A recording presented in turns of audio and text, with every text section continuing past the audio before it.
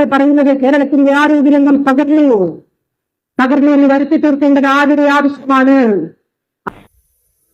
സർക്കാർ ആശുപത്രിയിലെ ചികിത്സാ പിഴവിന്റെ ഇരകൾക്ക് നഷ്ടപരിഹാരമില്ലേ? തുടർച്ചയായി ഉണ്ടാകുന്ന വീഴ്ചകൾ മറച്ചുവെക്കാനുള്ള സർക്കാർ തന്ത്രം വിജയിക്കും. വയറ്റിൽ കത്രികയുമായി 5 വർഷം ജീവിച്ച ഉഷ ജോസഫിന്റെ അടുത്ത ബന്ധുവാണ് ശ്രീമതി ജോയ്സി. ശ്രീമതി ജോയ്സി, ആരോഗ്യമന്ത്രി പറഞ്ഞത് കേട്ടല്ലോ. ആരോഗ്യമന്ത്രിക്ക് ഇപ്പോൾ ഇങ്ങനെ പറയാൻ തോന്നുന്നത് ശ്രീമതി ഉഷ ജോസഫിന്റെ വയറ്റിലെ കത്രിക ഉയർത്തിയ വിവാദത്തിന്റെ പശ്ചാത്തലത്തിലാണ്. കേരളത്തിലെ സ്വകാര്യ മേഖലയെ പ്രോത്സാഹിപ്പിക്കുന്നതിനും സർക്കാരിൻ്റെ മെച്ചപ്പെട്ട സേവനങ്ങളെ ഇകഴ്ത്തുന്നതിനും വേണ്ടിയാണോ ഇപ്പോൾ നടക്കുന്ന പ്രചാരണങ്ങൾ? ഞങ്ങൾക്ക് സംഭവിച്ച കാര്യങ്ങളാണ് ഞങ്ങൾ പറഞ്ഞിരിക്കുന്നത്. സർക്കാരിനെ താഴ്ത്തിക്കെട്ടാനല്ല ഞങ്ങൾ ഇത് പറഞ്ഞിരിക്കുന്നത്. മുഴയുടെ ഒരു ഓപ്പറേഷൻ കഴിഞ്ഞിട്ട് 5 വർഷമായി. ഈ 5 വർഷവും ഈ കത്രികയും കൊണ്ടാണ് ഈ കുട്ടി നടന്നത്.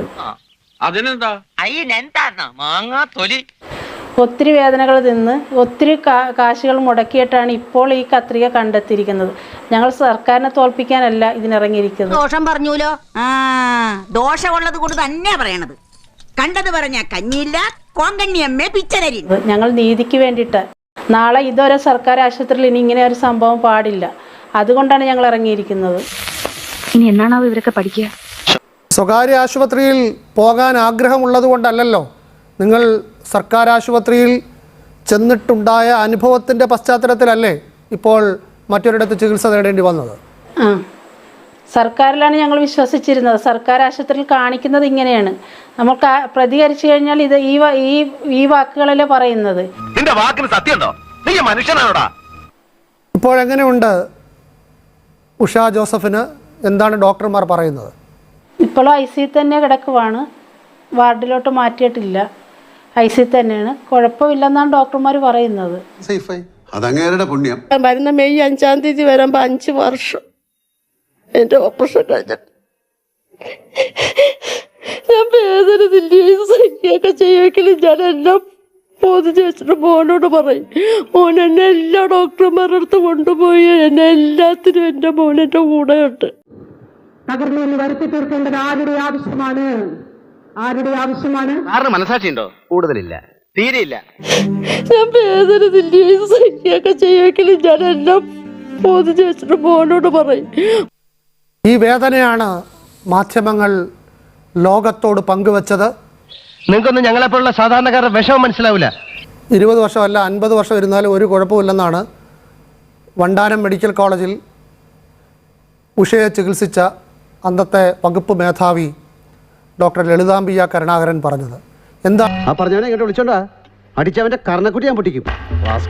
കത്രിക ദ്രവിച്ച് തുടങ്ങിയിരുന്നു. കത്രിക എടുത്തപ്പോഴത്തേനും കത്രിക 2 കഷ്ണമായിട്ടാണ് കത്രിക കിട്ടിയിരിക്കുന്നത്. നാട്ടുകാർ കേൾക്കുന്നുള്ള കുറച്ചിലായിരിക്കും, കേൾക്കട്ടെ. അപ്പോൾ പിന്നെ ലളിതാംബിക പറഞ്ഞത് 5 വർഷമായാലും കുഴപ്പമില്ല, 50 വർഷമായാലും കുഴപ്പമില്ലെന്നാണ് പറയുന്നത്. 5 വർഷം ആയിട്ടില്ല. അതിക്ക് മുമ്പ് തന്നെ കത്രികളുടെ അവസ്ഥ ഇതാണ്. അപ്പോൾ 50 വർഷം കിടക്കുമ്പോൾ കത്രിക ഈ ആൾ ജീവിച്ചിരിക്കുക. ഈ 5 വർഷം ഒരു മെയ് വരെ ആയിരുന്നെങ്കിൽ ഈ ആളുടെ ജീവൻ തന്നെ ഉണ്ടാകില്ല. 5 അല്ല 50 വർഷം ജീവിച്ചാലും ഒന്നും സംഭവിക്കത്തില്ല.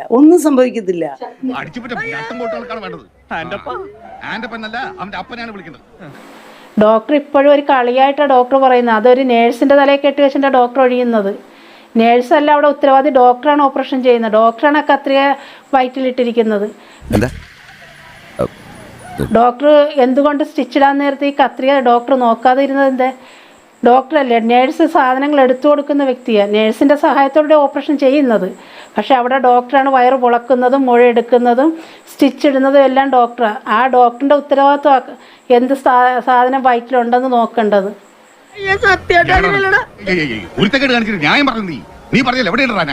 ഡോക്ടർ ഇത് വേറെ ഒരാളുടെ തലയിൽ വെച്ച് ഒഴിയാൻ ഡോക്ടർ നോക്കണ്ട. ഞങ്ങൾക്ക് ഡോക്ടറാണ് ഇതിന് സമാധാനം പറയേണ്ടത്. നിന്റെ തടി ഊരാൻ വേണ്ടി വയറ്റിലുള്ളതുകൊണ്ട് ഒന്നും അറിയത്തില്ല. വെക്കാന്നല്ലേ, തെറ്റാണ്. പക്ഷേ വയറ്റിൽ ഇത് ഇരുന്നുകൊണ്ട് ഒന്നും അറിയാം. ഇത് പണ്ട് 20 കൊല്ലം മുമ്പ് വെച്ചതും ആകാം. ഇപ്പോൾ വെച്ചതാന്നുള്ളതിന് ഒരു തെളിവുമില്ല. ഇനിയിപ്പോൾ വല്ല കെമിക്കൽ ടെസ്റ്റ് കൊണ്ട് ഇൻസ്ട്രുമെൻ്റ് പഴക്കം കണ്ടുപിടിക്കുകയോ അങ്ങനെ വല്ലതും ചെയ്യേണ്ടി വരും. അത് യൂറിനറി സ്റ്റോണിൻ്റെ വേദനയാണ്. ഇതിപ്പം ഈ ഒരു സിംറ്റം വന്നുകൊണ്ട് കണ്ടുപിടിച്ചു.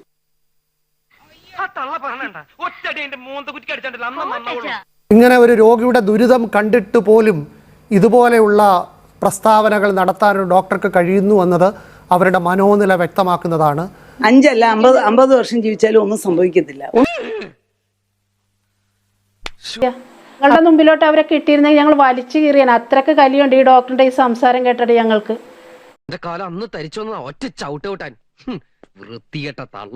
ഇപ്പൊ വൈറസിനെ ആദ്യം കേരളത്തിൽ കണ്ടെത്തിയത് ഒരു രോഗിയുടെ കാര്യത്തിൽ നമ്മുടെ സർക്കാർ മേഖലയ്ക്കൊന്നും കണ്ടെത്താൻ കഴിയാതിരുന്ന കാര്യം ആദ്യം കണ്ടെത്തിയത് ഒരു സ്വകാര്യ ആശുപത്രിയിലാണ്. ആ സ്വകാര്യ ആശുപത്രിയിലും അമേരിക്കൻ മൂലധനമുണ്ട് എന്നാണ്. തീർച്ചയായിട്ടും നോക്കൂ, ഇവിടെ സർക്കാർ ആശുപത്രിയിൽ ഒരിക്കൽ പോലും ചികിത്സയ്ക്ക് പോകാത്ത, അങ്ങോട്ടേക്ക് തിരിഞ്ഞു നോക്കാത്ത മന്ത്രിമാർ ഈ ആഗോള കുത്തകളുടെ ഏജന്റായിട്ടാണ് പ്രവർത്തിക്കുന്നത് എന്ന് പറയേണ്ടി വരില്ലേ? പറഞ്ഞത് വളരെ ശരിയാണ്. നമ്മുടെ തെരഞ്ഞെടുക്കപ്പെട്ട ജനപ്രതിനിധികൾക്ക്, നമ്മുടെ മന്ത്രിമാർക്ക്, ആരോഗ്യ വകുപ്പിന്റെ മന്ത്രിക്ക് തന്നെ സ്വകാര്യ ആശുപത്രിയിലെ ചികിത്സയാണ് പഥ്യം. പറയുന്നതൊന്ന് പ്രവർത്തിക്കുന്ന വേറൊന്നും. അപ്പൊ ഇതെല്ലാം പറഞ്ഞതിന് ശേഷം ഒരു ഉളുപ്പുമില്ലാതെ ഇവരെല്ലാം നാളെയും ഇവിടെ തന്നെ പോകും.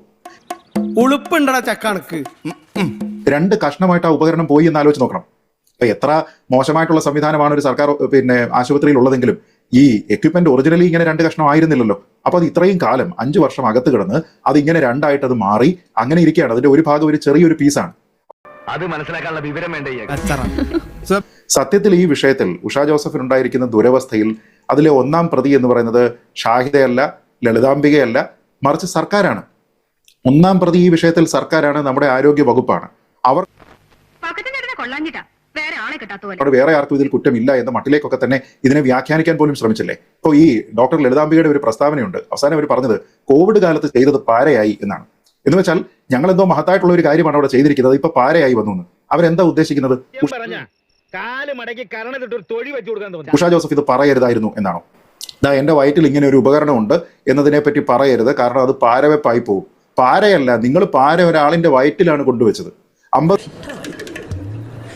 50 കൊല്ലം അത് ഇരുന്നാലും കുഴപ്പമില്ല എന്ന് പറയുന്നു. കുഴപ്പമില്ലെങ്കിലും ഒരാൾ സർജറി ചെയ്തതിന് ശേഷം വയറ്റിൽ വെച്ച് കൊടുത്തു വിടേണ്ട സാധനങ്ങളല്ലല്ലോ കത്രികയും ഫ്ലവർ വേസും ഒന്നും. അപ്പൊ അങ്ങനെയെല്ലാം കൊടുത്തിട്ട് അത് കുഴപ്പമില്ലാത്തതുകൊണ്ട് അവിടെ ഇരിക്കട്ടെ എന്ന് പറയാൻ കഴിയുമോ? വിവേചന ബുദ്ധി എന്നൊരു കാര്യമുണ്ട്. വീണ ജോർജ് മനസ്സിലാക്കേണ്ടത് അവരുടെ വകുപ്പിന്റെ പേര് ആരോഗ്യ വകുപ്പ് എന്നാണ്, ഉളുപ്പില്ലായ്മ വകുപ്പ് എന്നല്ല. അപ്പൊ ഇങ്ങനെ വന്ന് പ്രസ്താവനകൾ നടത്തുകയും നിങ്ങൾ എല്ലാ സൗകര്യങ്ങളും ഇത്തരത്തിലുള്ള ഫോറിൻ കമ്പനികളുടെ ഇൻവെസ്റ്റ്മെന്റ് ഉള്ള ആശുപത്രികളിൽ പോയി ചേരുകയും ഞങ്ങളുടെ പണത്തിന്, വീണ്ടും പറയുന്നു, ഞങ്ങളുടെ പണത്തിന് നിങ്ങളുടെ മുഖത്ത് മൂക്കിൽ വെക്കുന്ന കണ്ണാടി ഉൾപ്പെടെയുള്ള സാധനങ്ങളെല്ലാം തന്നെ വാങ്ങുകയും ഒക്കെ ചെയ്ത് ഞങ്ങൾ നിങ്ങളെ ഇങ്ങനെ ഔദ്യോഗിക രംഗത്ത് തീറ്റിപ്പോറ്റി കൊണ്ടുപോവുകയാണ്. ആ സമയത്ത് ഇവിടെയുള്ള പാവപ്പെട്ട ആൾക്കാരെ നിങ്ങൾ എലികളെ പോലെ പരിഗണിക്കരുത്. അങ്ങനെയുള്ള രീതിയിലാണ് നിങ്ങൾ ആശുപത്രിയിൽ കൊണ്ടുപോയി ആൾക്കാരെ തറയിലിട്ട് ചികിത്സിക്കുന്നത്. ഒരു കട്ടിലിന്റെ അടിയിൽ, ഒരു കട്ടിലിന്റെ അങ്ങോട്ടും ഇങ്ങോട്ടും ആൾക്കാർ. ശരിയാ, ഈ വക സർക്കാരിന് വോട്ട് ചെയ്യുന്ന ആൾക്കാരെ പറഞ്ഞ ഒരു ഡോക്ടറുടെ സന്ദേശമായി ഞാൻ വായിച്ചത്, ശ്രീമതി ടീച്ചർ 3 മാസം കൊണ്ട് നേടിയെടുത്ത വിവരത്തിന്റെ 10-1 പോലും നേടിയെടുക്കാൻ 5 കൊല്ലവും ഭരിച്ചതിന് ശേഷവും ഇവർക്കായിട്ടില്ല. അതുതന്നെയാണ് ആരോഗ്യവകുപ്പിന്റെ അധപ്പതനത്തിന് കാരണം. ഭൂമിയിലേക്ക് കെട്ടിയിറക്കുമ്പോ ഒരു ലേശം മരുന്നിനെങ്കിലും 1 ഔൺസ് കോമൺ സെൻസ് തന്റെ തലയ്ക്കുള്ളിൽ സ്റ്റഫ് ചെയ്ത് വെക്കാറുന്നില്ലേ എന്ന്